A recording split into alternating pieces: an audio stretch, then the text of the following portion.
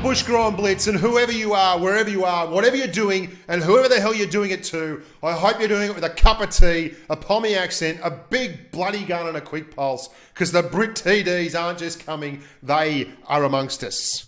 We're going to be looking at the Alecto at Tier 4. We're going to be looking at the AT-15, the big brother of the AT-15A at Tier 8. And we're going to be pumping it out for the bums on seats, ticket-selling Ayatollah of rock and roller, the FV215B 183 at Tier X. So called because of its 183mm gun. That's right, girls and boys, all the millimeters on the big gun.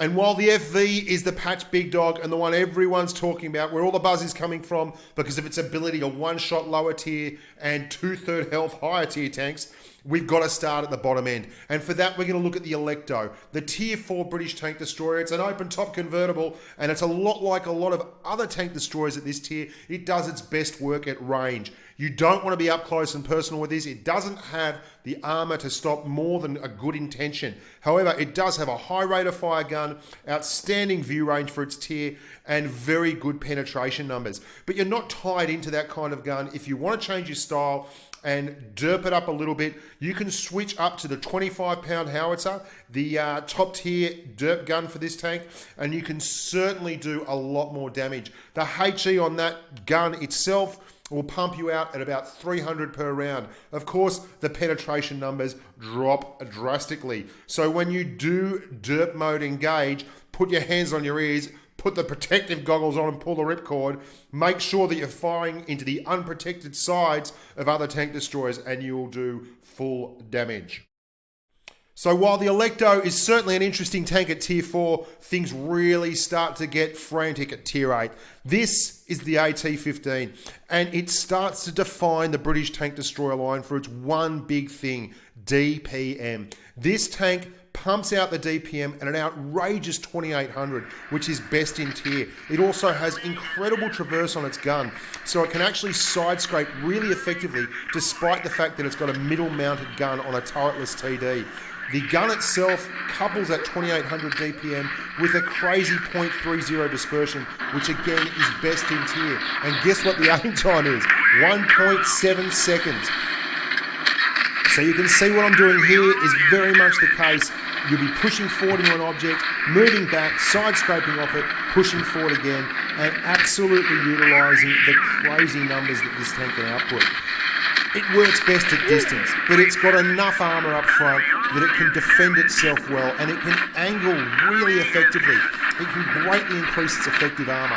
And while it's no T95, it's certainly not an SU-152 either.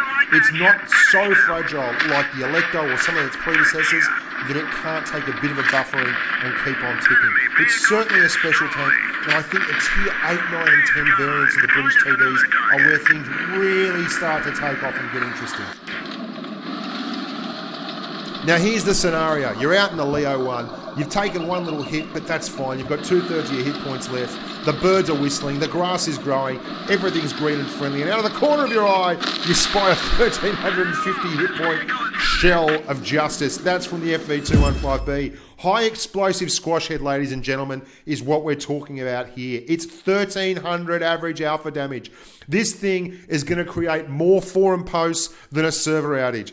It will create screams of adulation, joy, ecstasy, and horror because the damage is unlike anything else you've had your hands on.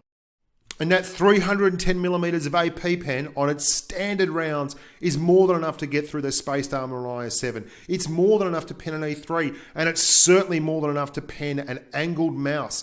I mean, look at that. That's not even a gold round. 310mm of pen. That's brilliant stuff. And when you want to get busy with the sticky green stuff, grab 220mm of HESH penetration and pump it into the back of Russian mediums. They won't be appreciating it. And in a pinch, you can side scrape. But your armor profile is mediocre at best.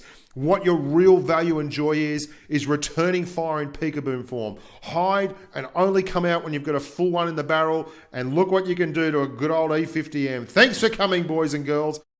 Your 310mm penetration AP rounds also do 920 average damage.